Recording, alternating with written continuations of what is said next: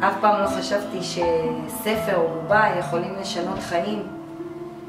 לפני 1.5 שנה הבן הקטן שלי עבר תאונה קשה. הוא נפל מגובה והוא שבר חצי גולגולת. ומאז החיים שלנו הם פשוט לא חיים. הילד סובל מחרדות, מפחדים פשוט נוראים. הוא לא מסכים ללכת לשום מקום לבד. לכל מקום אנחנו מלווים אותו. ניסינו כבר את כל הטיפולים האפשריים, היינו אצל פסיכולוגים, עשינו טיפולים עם כלבים, עם חיות, ניסינו כל מיני דברים, ושום דבר לא עזר. לפני כמה זמן קיבלתי ספר שנקרא רוק והפחד נעלם. לספר מצורפת בובה, ושעונדים אותה כמו שעון. וקראתי את המלל שלה מאחורה, ואמרתי, וואלה, נביא הביתה, אולי יהיה משהו, אולי ננסה, כל דבר שיצליח אני אעשה בשביל הילד.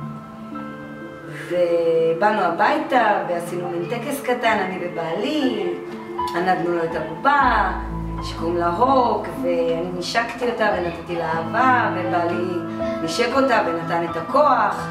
נכנסנו לחדר וקראנו את הספר ביחד, וממש אחרי שעה פתאום הילד קם, הלך לשירותים, הדליק את האור, פשוט נכנס, ואני ובעלי ישבנו פשוט בשוק.